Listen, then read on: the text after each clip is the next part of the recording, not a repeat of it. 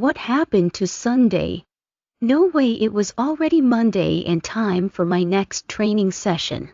I spent the entire day yesterday being completely horizontal. I still ached, and not only that, but I did not want to see Heidi again. No doubt she would be planning some type of payback. God bless me and my pale legs. I still couldn't bring myself to wear shorts. I put on another pair of black leggings with a tank top and my sneakers. The training call out on Saturday may have started at 7 a.m., but now we were expected to be at the grounds and ready to go at 5 a.m. from now on. This was going to be tough transition for me. Getting up this early was hard, but jogging to the grounds sucked too. I chose the lesser of two evils and got up an extra 25 minutes early so I could walk to the training grounds and have plenty of time. All right, sports fans, good morning to you all. Every day is a new day, and we are lucky to be here. Am I right? Zeta Davis began as we circled up. Yes, Zeta Davis. We said back. I said, am I right? He yelled. It was too early for yelling. Yes, Zeta Davis. Most of us hollered back. Some of you are gonna have to get your asses in gear if you expect to make it, because I can see some of you are still half asleep. Jordan. Zeta Davis yelled. I snapped to attention immediately. Each day you come here is a fresh start. Do not let yesterday hold you down. Bring your A game and a positive attitude, and I will guide you through the rest. All right. Sound good? Zeta Davis was trying to get us pepped up. Yes, Zeta Davis. We responded. All right. 3 miles, let's go, he said as he turned and began jogging. We finished the 3 miles and I wanted to die already. I was panting and sweating. I was not the only one though. A few others were in the same boat as me. I am not sure if that was good or bad. Luke, Colin, Andre, Kai, and Heidi were acting cool, as if the 3 miles did not faze them. All right, crew, go grab some water and meet at the ropes in 5. Zeta Davis ordered. Not the ropes again.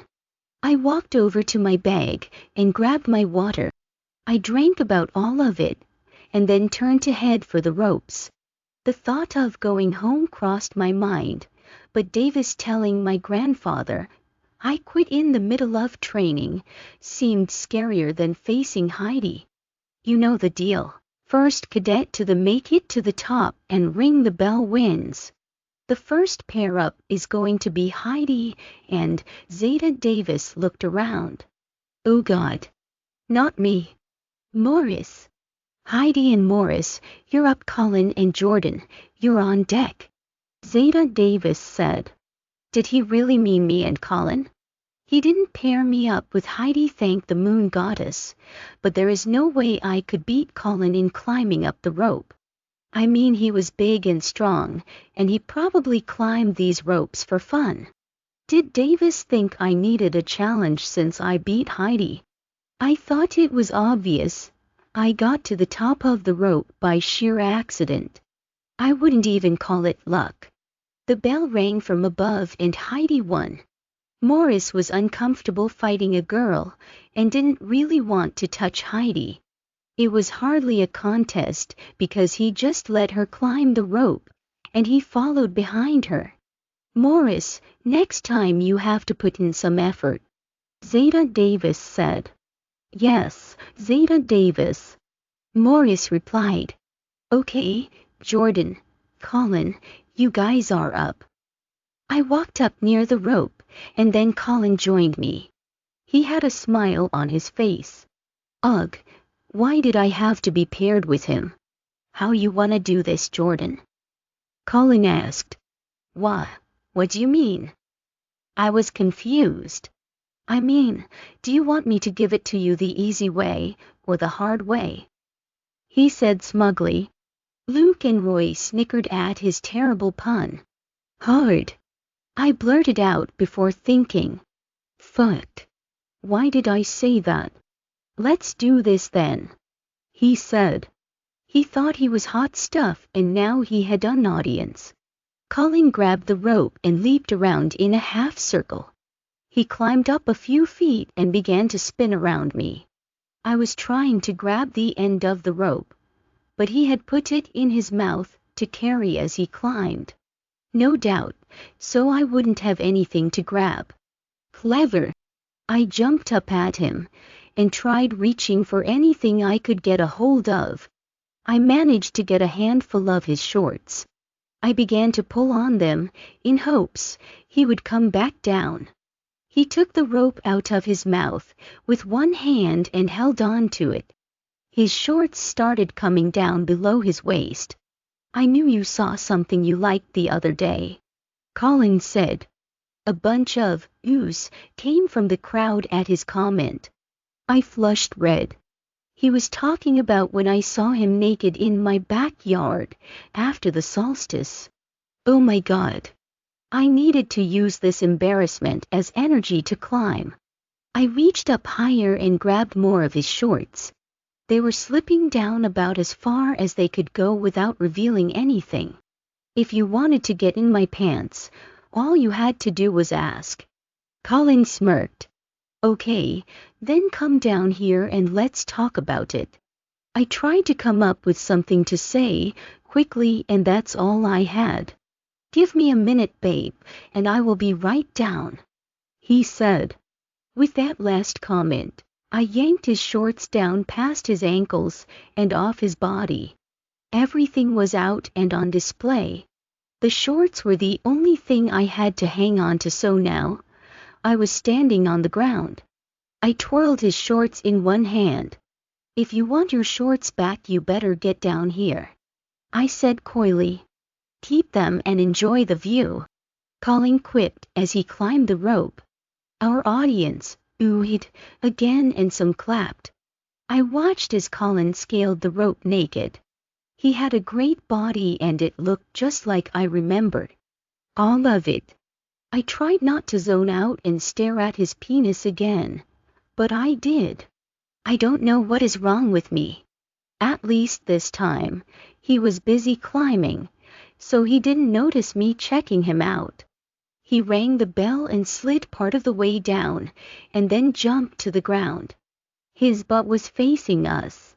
He turned around and yelled, Fire Moon. I made sure that now I was looking anywhere but at his junk. Fire Moon. Some of his buddies yelled back, All right, grab your shorts, Oat. Zeta Davis said to Colin. Colin walked over to me and reached his hand out for me to give him his shorts. I maintained eye contact. Jordan, may I have them back, or you still enjoying the view? He said. I gave him his shorts back. He stood beside me and put them on. Oh, don't be mad, babe. You wanted it the hard way, Colin said. You called it the hard way. I'm not even wet, I said with a laugh. Damn, Jordan, said Luke. All of this talk is giving me a semiz, so cut it out, said Kai. He was next to Colin. Then it occurred to me what I said. I said wet. I meant sweaty. Like I am not even sweating, but it just came out wrong. I did not mean for my sarcastic comment to sound sexual, but it definitely did, and now I was regretting it. We finished at the ropes and did some core exercises on the ground. Zeta Davis gave us a water break, and then he informed us that we would be finishing today with a 2-mile run. Fantastic. Let's hit it. Keep up the pace, Zeta Davis said as he took off running. We ran for about a minute, and then I heard him yell something. I was at the tail end of our group. I was struggling. All right, single file cadets, I think he said. Hey yo, single file. Zeta Davis yelled in a kind of seesaw army chant. What in the hell did he have planned for us now? Our group merged into one single file line and continued running. Davis was at the front of the line, and I was at the back of it. Last man up, Zeta Davis said. I did not know what he meant. Last man up. He yelled again. Jordan, go. Run to the front of the line, said Roy. He was in front of me in line. I pulled out of line and trekked for the front. I remember in school, we did this in gym once, and they called it an Indian run, but today, it was called last man up. I am only going to get faster up here. Let's go. Zeta Davis barked and looked back at me, probably trying to figure out who was taking so long. He saw me and then I am sure it clicked for him. Come on, Jordan. Hustle, hustle, hustle, he said. I was running as fast as I thought I possibly could. Why couldn't he just slow down a tad, since he saw it was me? He knew I was struggling and surely it would be easier to slow down than to keep yelling. I was trying to hustle. I broke into a sprint. I did not want to look like some loser in front of my peers. I passed the halfway point of the line and caught a second wind. I charged on and all of the sudden, I was rolling in the gravel. I hit the gravel face first and rolled to a stop. I was consumed by a cloud of dust. I rolled over once more so I was lying on my back. I tried to take a breath. Colin walked up and stood over me. You okay? He asked. I said. You're okay, let's sit you up, babe. Colin reached down to help me. I was too dazed to be mad at him still calling me babe. I sat up and saw Zeta Davis talking to some of the group a little ways away. I couldn't hear what he was saying. Colin was kneeling down by me, and Luke and Kai were standing behind him. Fucking cheap shot that was. I beat her ass. Luke said. What? I didn't do anything. I didn't understand and I was a little disoriented. Not you, fucking Heidi. Luke scowled. She tripped you and now Davis is over there talking to her. Colin explained. She tripped me, I screamed. At this, the other group and Zeta Davis turned and looked at me, because I must have been pretty loud. As I got up off the ground, I looked straight at her, and a growl came out of my throat. I was pissed and my ego was hurt having fell in front of everyone. I was trying to show these guys I could keep up with them, and she sucker punched me, so to speak, in front of all of them. Really, what had I done to her to deserve this? Not only was I angry, I could feel my wolf, and she was furious at Heidi. She wanted to defend us. Jordan, chill out. Take a walk. Zeta Davis tried to defuse the situation. Another growl left my mouth. It sounded weird to me, but to everyone else it seemed kind of threatening.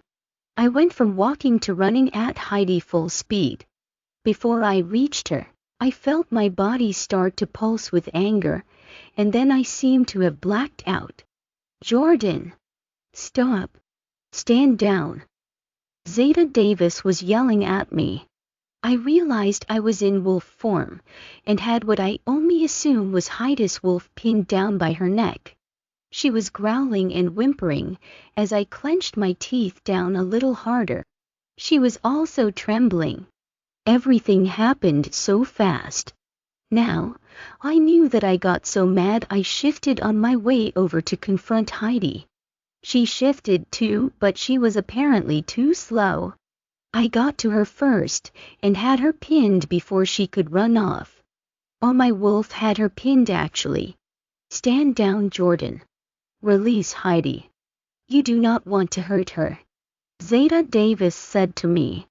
No, I assure you, I do.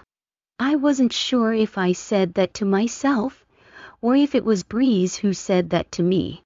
In a quick motion, I raised my head up and flung Heidi a few feet away. She hit the ground in a thud and let out a whimper. She got up and shook herself and lowered her head down, and her tail was between her legs. Her wolf was chestnut color, and she seemed small compared to me. No wonder my wolf could toss her a few feet. And when I tossed her, it must have scared a few people, because I heard some gasps when I did it.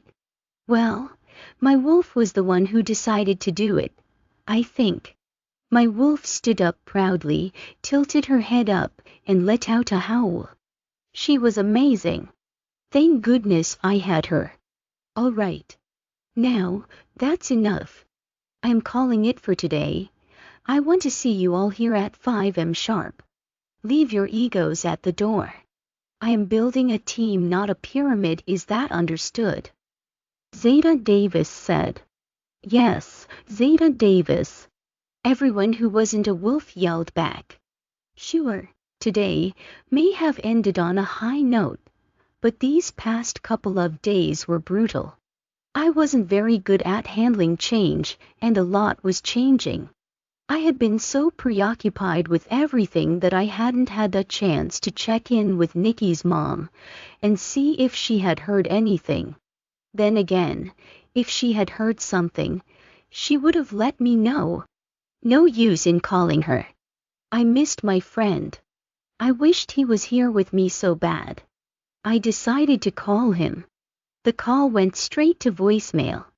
I waited for the beep and began to leave him a message.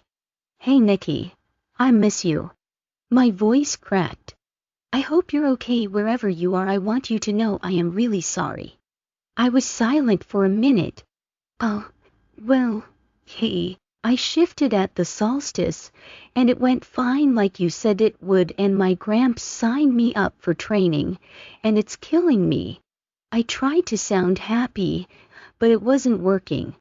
Yeah, okay, Nikki, well, if you get this and want to talk, then call me back. I could really use my friend right now. You're the only one I have. Okay, bye Nikki.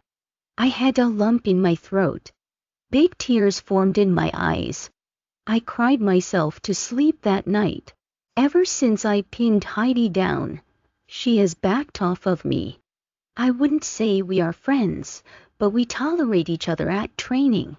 Outside of training, I began to see Kai and Colin at the pack house more and more. The pack house was my house, but the ground floor was open for pack members to come in if they needed to speak to the Alpha, Luna, or see some of the other ranked members in their office. Since Colin's dad, Mitchell, was the current Delta, he had an office on the ground floor. I think Colin used this as an excuse to hang out at the pack house. Colin was a constant flirt and totally spoke to me inappropriately. He made it his mission to embarrass me. Sometimes I found it amusing, but most of the time I didn't. As much as he irritated me, Colin was going to be the next Delta, and if I am going to be the next Luna, then I am going to have to tolerate him. That is until I can command him to stop flirting with me. Maybe he will find his mate soon and leave me alone. Already it was about time for the next summer solstice, and this year, our pack was going to throw a party. It wasn't just any party. My grandmother was going to invite a neighboring pack to come celebrate with us after the solstice. I knew what she was planning. She wanted me to find my mate. She had been inviting random guys from other packs over for them to meet me. She would conspire with their families and they would come up with a fake story to get the guys here. Like I didn't know what she was doing. I should be grateful for her help, but it was weird to me. I was still awkward and not comfortable meeting new people. Some of the guys she arranged for me to meet at the pack house and under her supervision, of course, were just strange. Some were assholes. All of them were my age. They were mostly the bratty younger brothers of alphas in different packs. I could tell a few of them were only interested in getting the alpha title, so those guys didn't care too much about me. After I had nixed 5 potential suitors, she decided to change her approach. Now, she was planning a party the night after the solstice, and she was inviting a neighboring pack and all of their single members to this shindig. The party was happening in just a few days, and I was not dreading it like I thought I would be.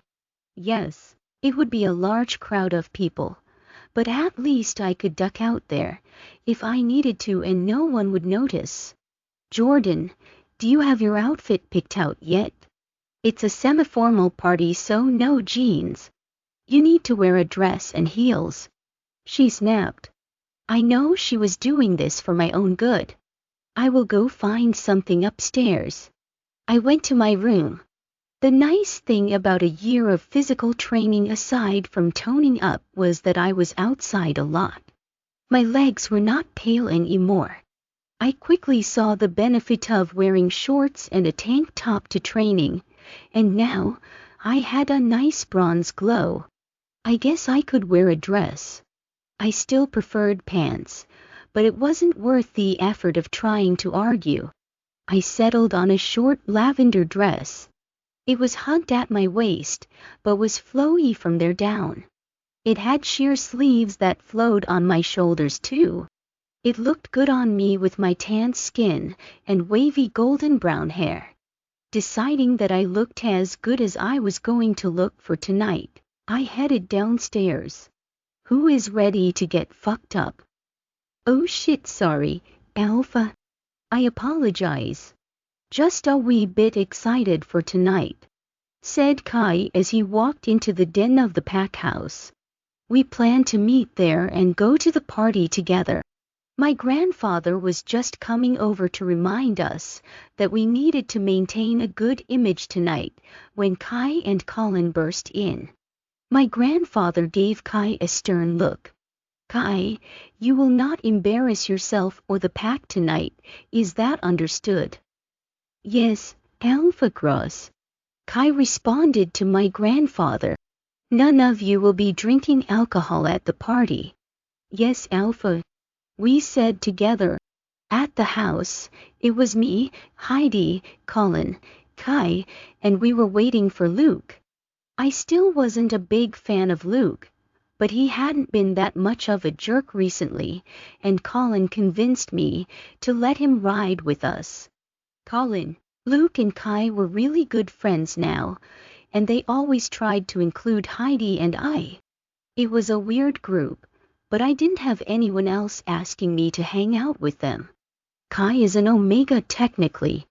His uncle is the pack's current Gamma, and soon Kai's cousin, Tito, will be the new Gamma. Kai's father and the Gamma are brothers. It's just his uncle was the firstborn son, and so his firstborn son will be the next Gamma. That makes Kai an Omega, which is just a regular ranked wolf. He will not be a Gamma, even though he shares the same genes as his cousin. But since he is bigger and stronger than your average Omega, he was recruited into training with us, and there is a strong possibility that he will be a Zeta in the future. With his uncle being the Gamma, my grandfather did not mind letting Kai attend important meetings with Luke, Colin, and I. Now, as for why Heidi was always with us, she was the only other girl in our training group, and they thought she was nice to look at. Those are the only 2 things I could come up with.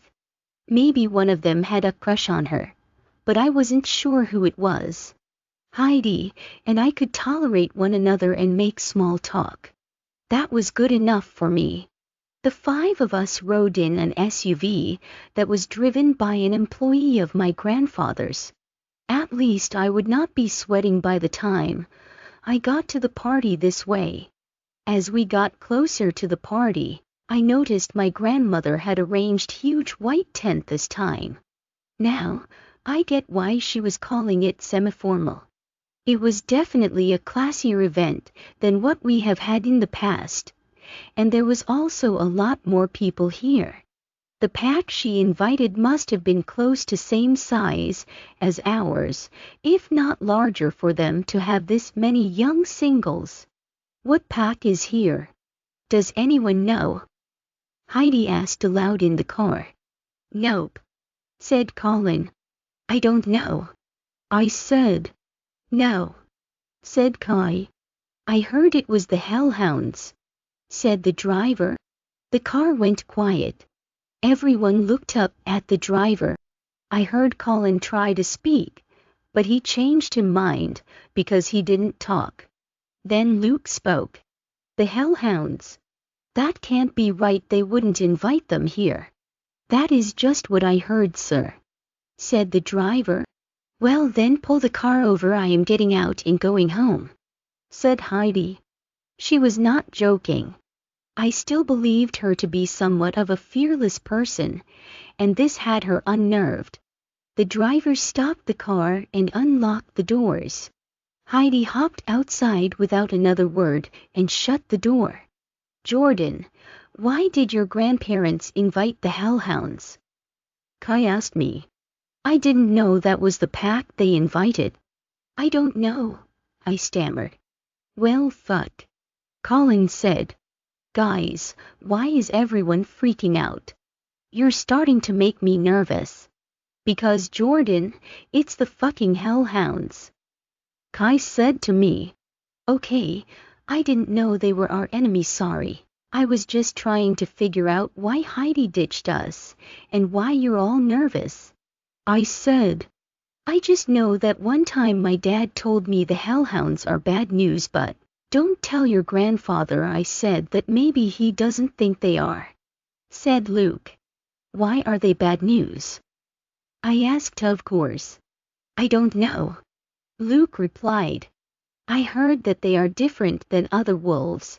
I've heard a few stories, some of them are crazy and hard to believe, but some, I don't know. Kai drifted off. Like what? I asked. I don't know, I'm not saying I believe this crap. It's just what I heard, okay? Okay. We all wanted Kai to tell us. Someone said, and I am not saying who, said that they guard the gates of hell and guard other evil places on earth, like crypts and cemeteries that have supernatural beings buried there. They are also contracted by the devil to hunt down souls. Kai told us. We were listening to Kai. Was he serious? Colin chuckled. Yeah, right, Colin said. Uh-huh, okay, Kai. I said. I am serious.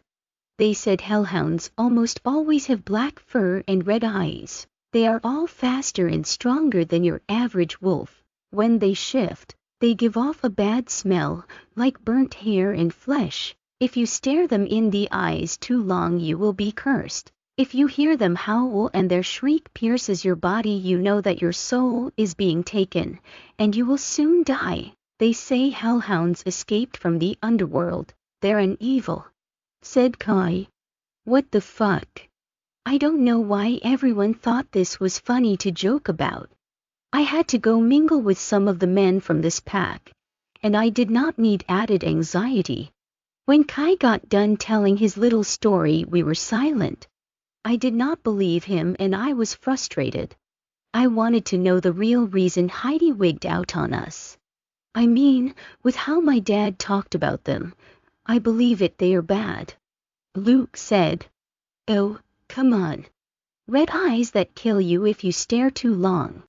Guardians of hell. You guys have got to be kidding me. I said. Miss, everyone has their own opinions and stories about the Hellhounds, but one thing that is for certain is that they are evil, the driver said to me. At that point we were at the party and exiting the vehicle. I did not really know what to make of the car ride. 1/10 would not recommend it. I wanted to find my family and ask them about the pack they invited, But first, I had to locate them. When I was walking around the crowd, looking for my gran, I started to smell something burning. Oh my God, Jordan! There were at least 3 bonfires going at the party. That is what you're smelling. I can't let Kai's stupid stories get to me. I already dreaded meeting new people and being in large crowds. I needed a drink or 12. I found my way over to one of the tables and asked an Omega that was working as a caterer if they knew where the drinks were located. They pointed towards the area where a temporary bar was set up near one of the exits of the tent. I haven't really drunk all the much alcohol. Heidi, Colin, Luke, Kai, and myself have gone out a few times by the lake at night with some vodka. They wanted to practice shifting and they thought that drinking would make it less painful. For me, shifting came a lot easier than for them. It was definitely all thanks to my alpha family genes. We went to the lake about 4 times, and they all said it helped them. I would go with them really because I didn't have anything better to do. I would have a few sips, and we all had a good time. I knew it would help me relax tonight. Good evening, what can I get you? The bartender asked. A vodka. I wasn't too sure what else to say, since I have not ordered alcohol before. Okay, you got it. The man replied. He set the small glass down in front of me. Thank you. I took a drink. Oh, it was awful. But I did my best to swallow it and keep it down. Luke must put something in the bottles he brought to the lake because his tasted a lot better. There wasn't much in the short glass, so I sipped the rest really quick. I stuck my tongue out after because it burned my mouth and throat. Deal. Let's get you something a little sweeter. Excuse me, can we get a whiskey and which do you prefer? Cherry or vanilla? This stranger at the bar was talking to me. Cherry. I said, completely thrown off by this guy. Okay, a double shot of Jack and cherry Coke for her, thanks. He said. The bartender slid the glass over to me, and I took a sip. I never had whiskey before. It was hard to tell if the drink was good or not because I was nervously staring at this guy standing next to me watching me take a drink. See, that's a lot better than shots of vodka, he said to me. Yes, thank you. I don't really drink that much, I said. Then I would drink that slowly, Miss Cross. He replied. Oh well, yeah. Wait, I haven't met you before, have I? I asked, turning towards him. I carefully looked him up and down, making sure that my statement was correct. I have not met him before. Believe me, I would have remembered. He was taller than me and had long dark hair that was pulled back out of his face. His skin was tanned, and he had a muscular body. I pulled my eyes back up to his face. He had some facial hair that was dark, and he had deep brown eyes. He looked like he could be about 30 years old. Definitely hadn't met before. No, we haven't. I'm River Jones. He stuck his hand out towards me. Nice to meet you. I'm Jordan, I said, but then felt dumb because he already seemed to know that. Yes, well, Jordan, I need to go check on my cousin. Remember, sip carefully, River said and walked into the crowd.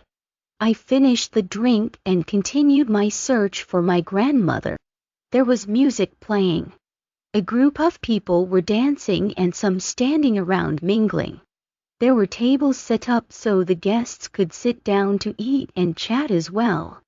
It was a good-sized party. I saw my grandparents standing with some guests, and I walked over to join them. I hoped to pull my grandmother aside and get some information on the pack she invited. Well, here she is. This is Jordan, Our granddaughter, Jordan, say hello to Alpha Jones. My grandmother said all giddy and loud. Pleasure to meet you, Jordan, and thank you so much for inviting the pack and myself this evening. Alpha Jones said to me. I was confused, because I had just met River, and I could have sworn he said his last name was Jones too. I may have had a few drinks, but I was pretty sure I heard him correctly. This man in front of me did not look anything like River Jones. This man had to be closer to 40 years old, or maybe older.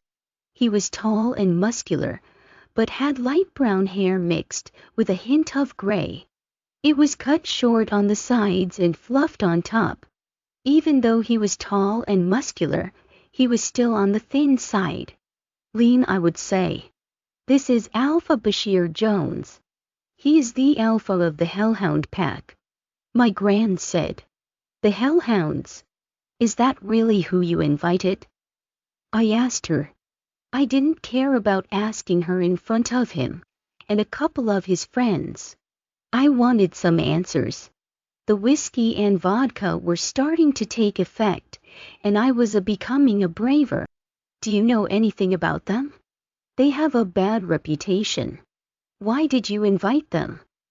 I looked from my grandmother to my grandfather, who was also standing with us.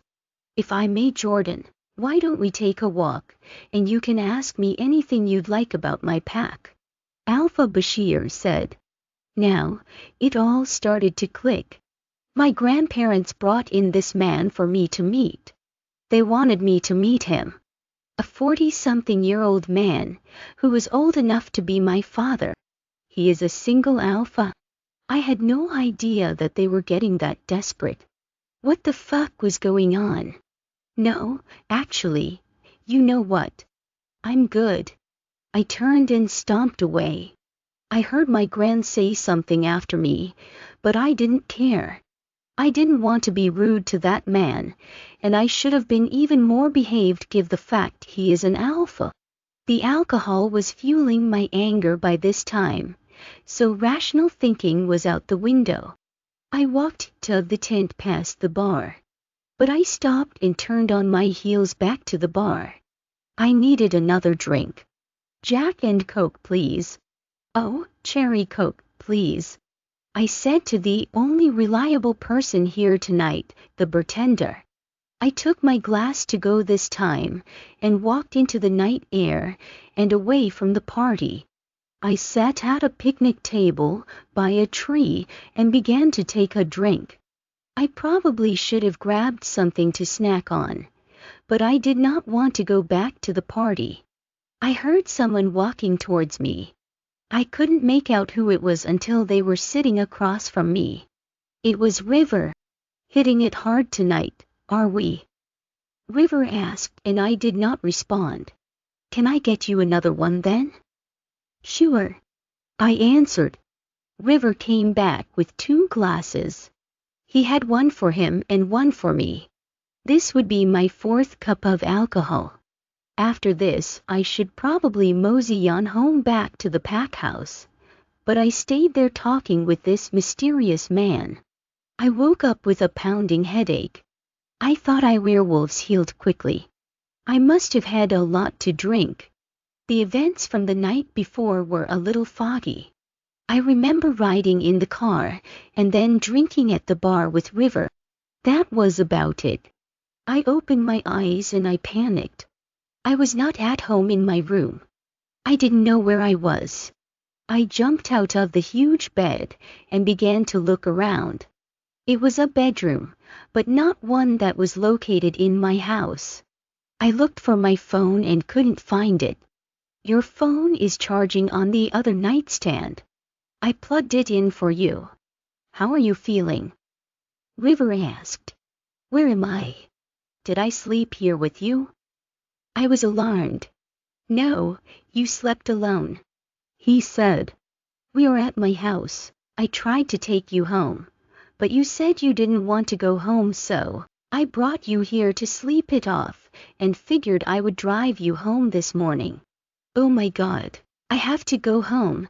Now my family will be worried. They will have the whole pack looking for me. I said, yeah, I don't think they are too concerned, but I can take you home whenever you're ready. I'm ready to go now. I said. I wondered what he meant by this maybe. Okay, let's go then. He turned and started walking out the door. I followed him out of the bedroom and down the hallway to the stairs. It seemed like a normal two-story home. It seemed nice. There weren't any demon statues or cult symbols laying around, anywhere like Kai would have probably thought there would be. River turned and we walked through the kitchen. Alpha Bashir was standing there. Alpha, what are you doing here?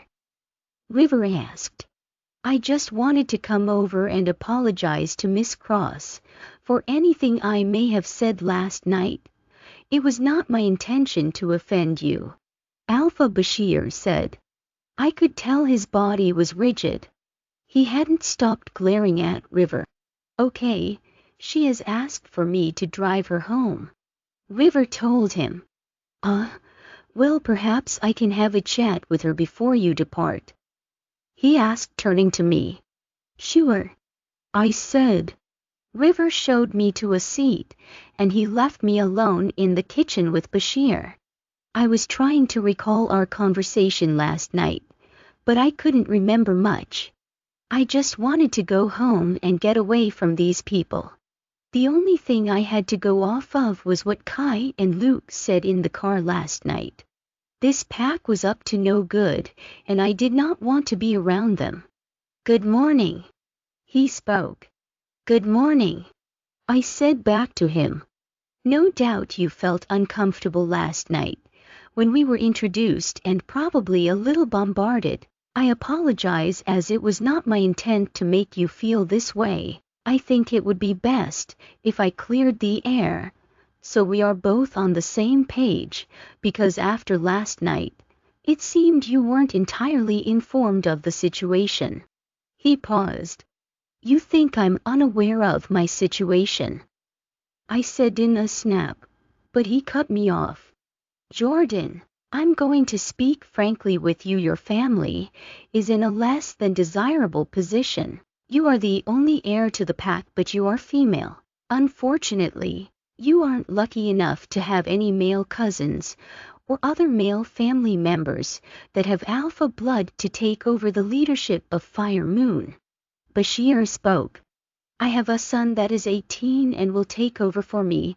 Soon he will lead the Hellhounds for me, and I will retire. But I still consider myself a young enough man to work, and I do not wish to sit around biding my time. I am widowed and I have been for quite some time.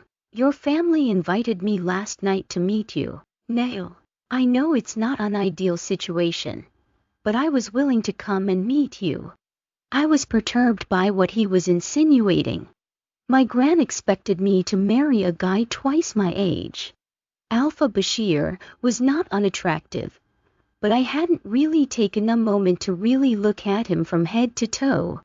I can tell by the look on your face that the idea of this is foreign to you, and for that I'm sorry. I had no idea that Alpha Cross and the Luna did not tell you. He said. Would my grandparents really do this? I was thinking in my head. And perhaps you don't know the severity of your situation, either.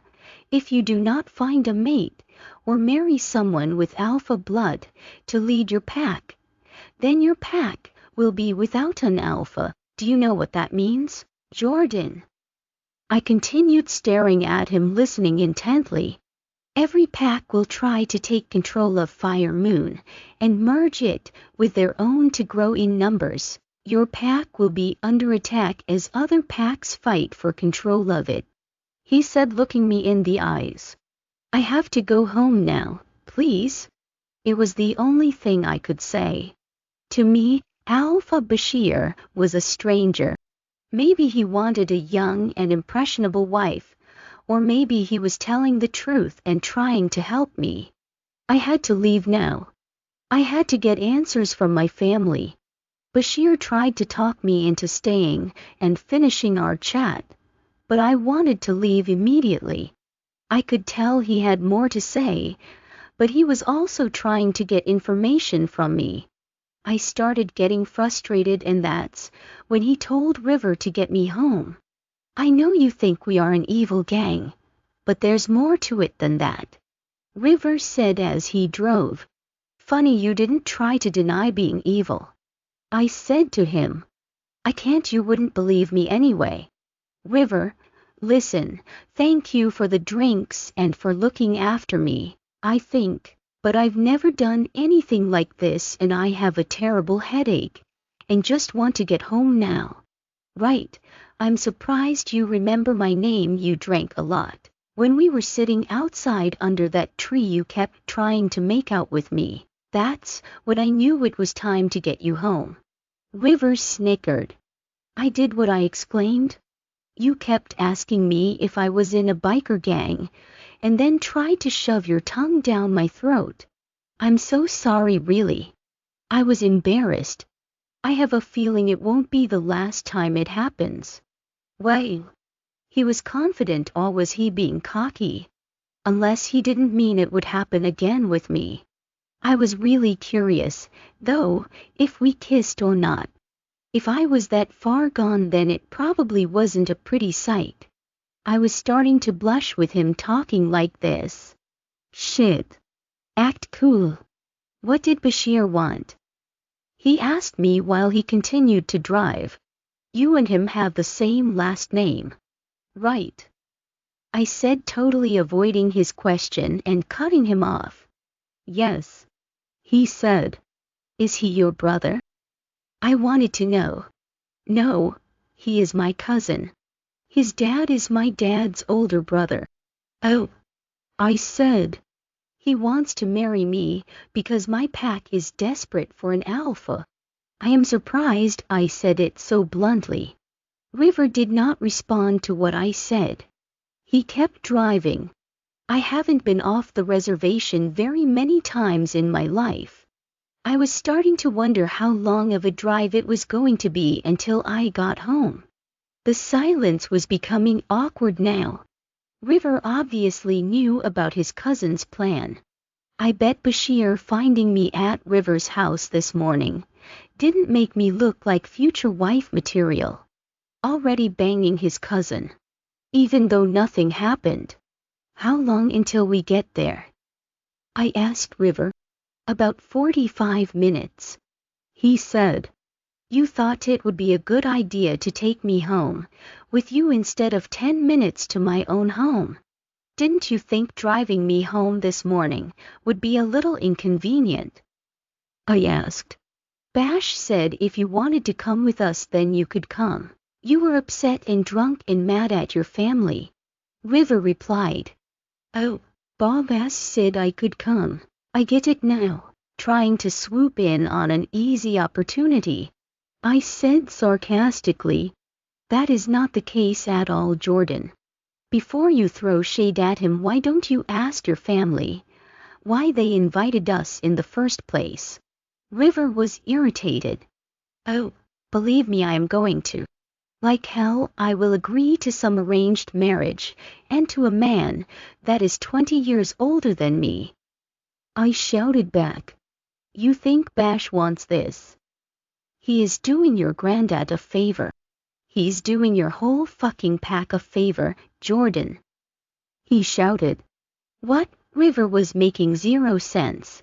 Your granddad is getting old and your pack doesn't have an alpha to take over for him. He has been looking for an alpha for over a year, and he is running out of time. Some of your pack members are starting to talk about leaving and joining a new pack, and if that happens it won't be good. Word will get out, if it hasn't already. He said. Then they would be considered traitors if they left. Let them leave. I said.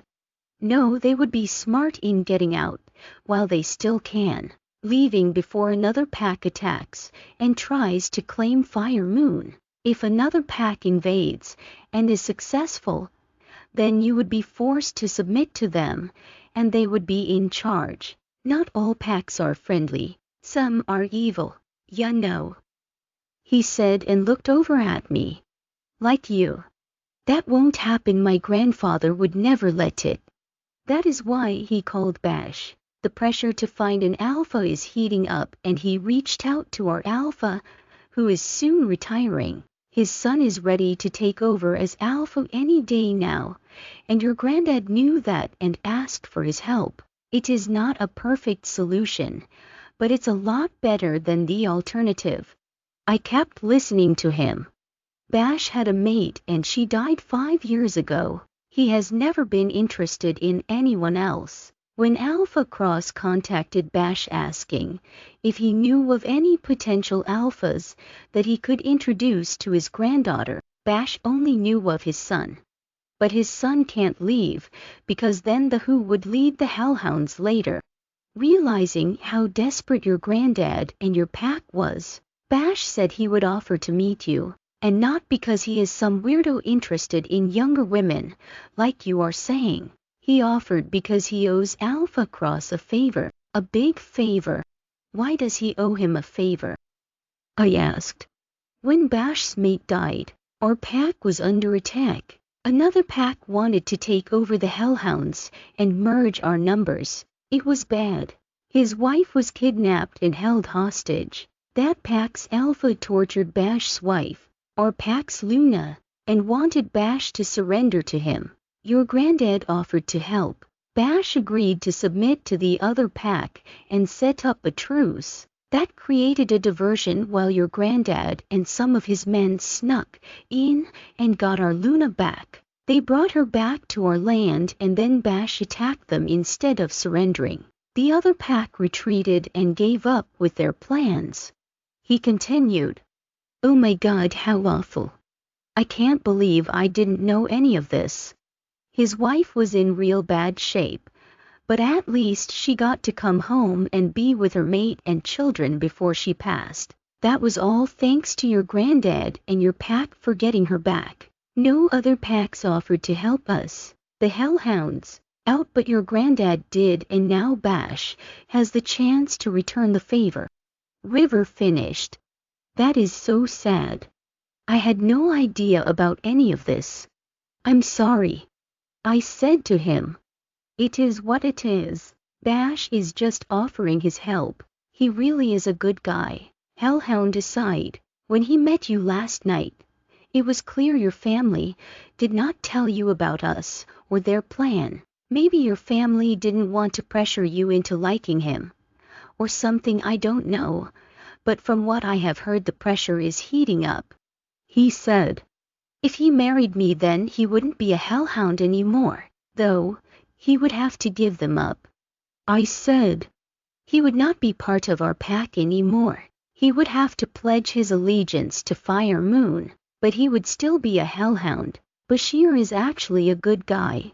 Jordan. Hellhound aside. River winked at me. Oh, is all I could say. River pulled into the driveway of my house and put the vehicle in park. We didn't talk much more after our solemn conversation. I was trying to mentally process the last 24 hours. Hey, race my number in case you need it, and no more drinking. You hear me? River said. Thanks. I exited the vehicle and walked into the house. Hey Jordy, how are ya? My grandfather asked when I entered the kitchen. Fine. I was confused. Good. Why don't you hurry up and change, so you can catch the tail end of training today? Don't you want to know where I've been all night? I asked. Alpha Jones called and said you were with his pack, and that he would make sure you got home safely this morning. My grandfather said nonchalantly. Okay, I guess I will go change. I said, weirdly confused. I ran upstairs to change my clothes. I hoped my grandfather didn't think I slept with Bash or something. Surely, he knew I wasn't that kind of girl. But the fact that he didn't care I was out all night and didn't call just goes to prove what River told me. My Gramps didn't care because he knew I was with Bash, and he probably thought we were hitting it off, thinking his little devious plan was working. I needed to get to training. I threw my hair up quickly and headed out. Jordan, did you have a nice night? My grandmother asked as I was about to open the door to leave. Yeah, I sure did, I said and walked out.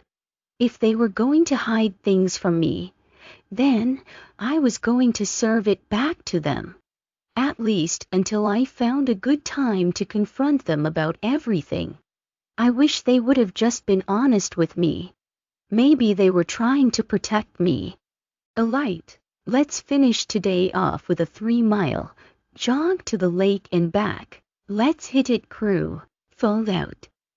Zeta Davis shouted when I approached. I joined up with my friends and began jogging.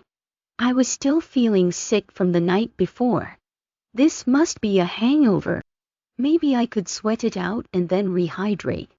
I was at a nice pace and wedged myself between Colin and Kai. Walk of shame, Colin said right off the bat. What? No. I defended. Nice of you to show up. Had a bit too much to drink, did we?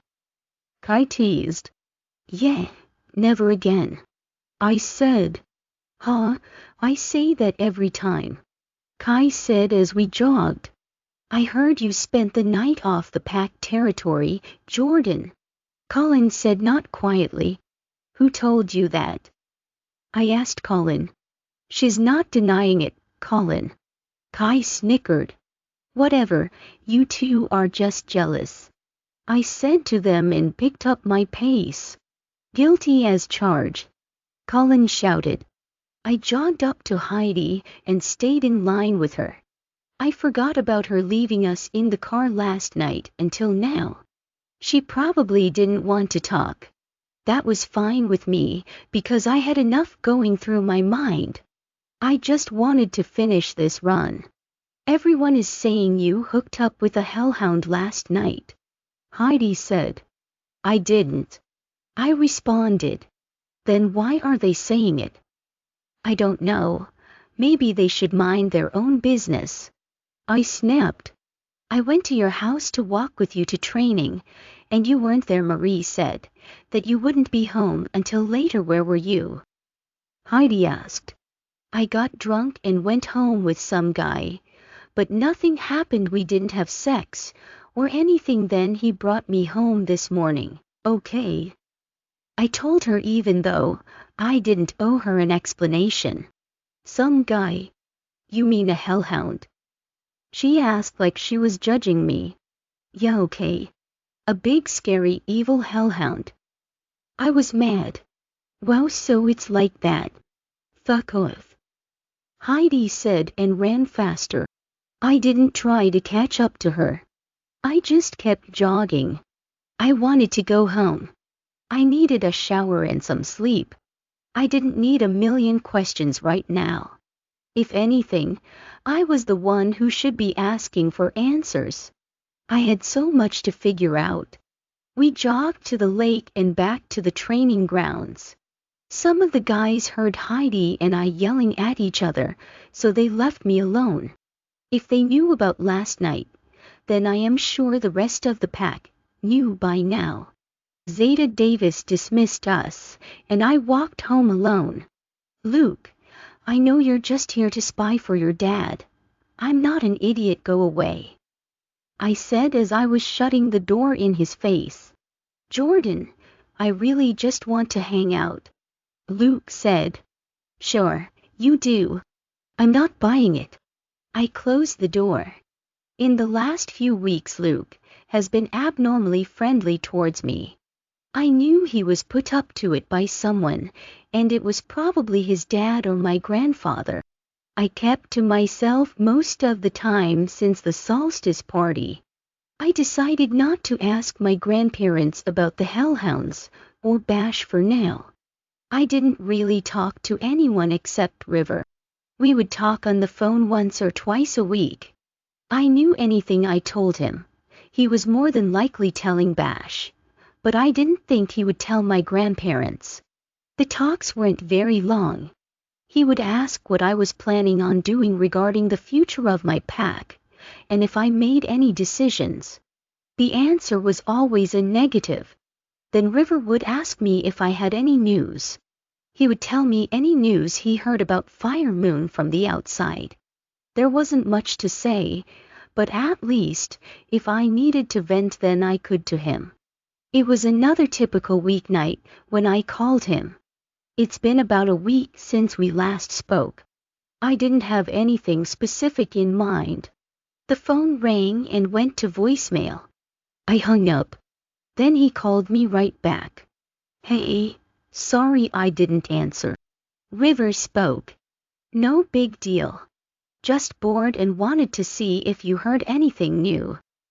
I asked. Are you serious? He seemed perturbed. Yeah. I responded. Your family is having another mixer or something this weekend. I heard it's a casual barbecue party at your house. He said. What? Why doesn't anyone tell me? I shouted. I just found out.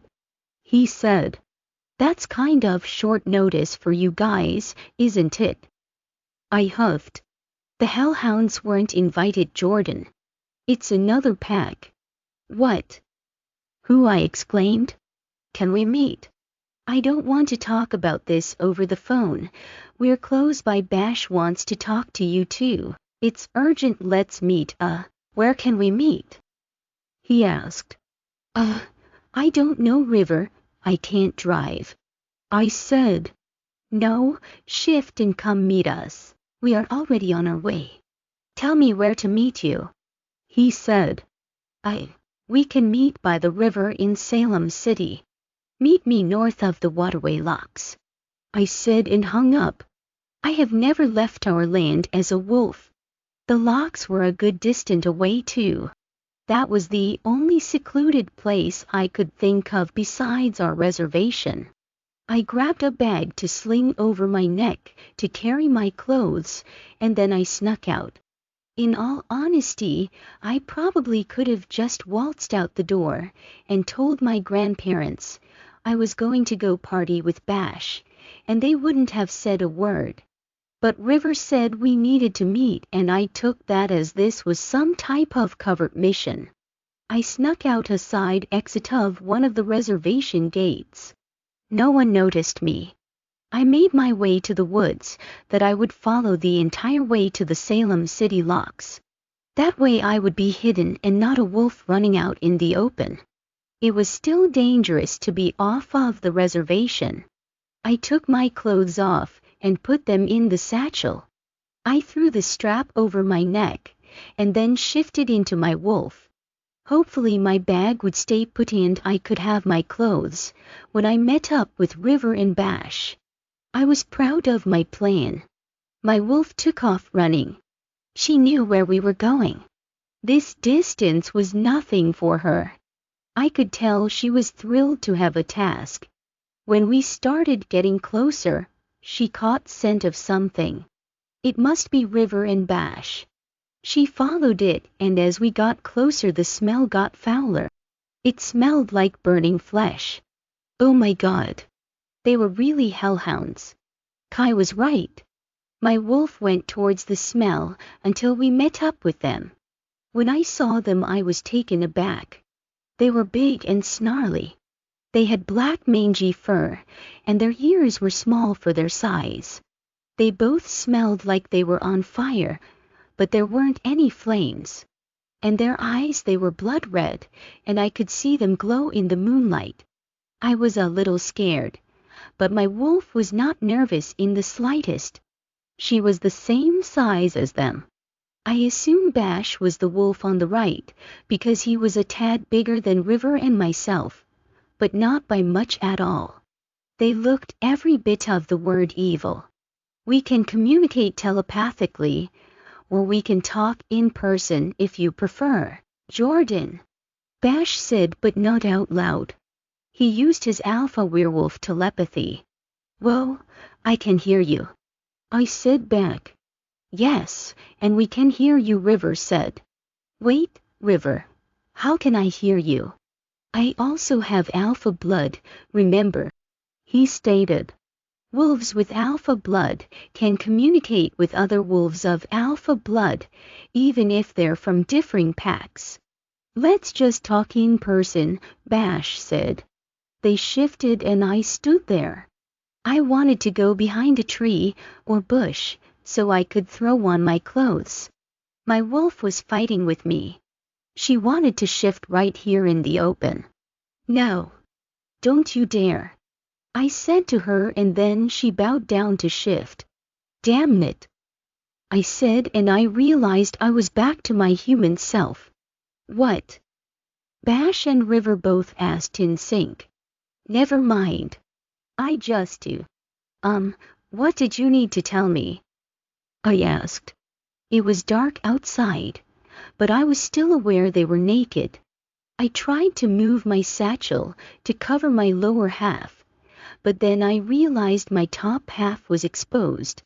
I folded my arms over my chest. Of course, I was trying to do this casually, so they didn't notice. Being naked around other wolves was something of the norm, but I of course was awkward. River started to speak.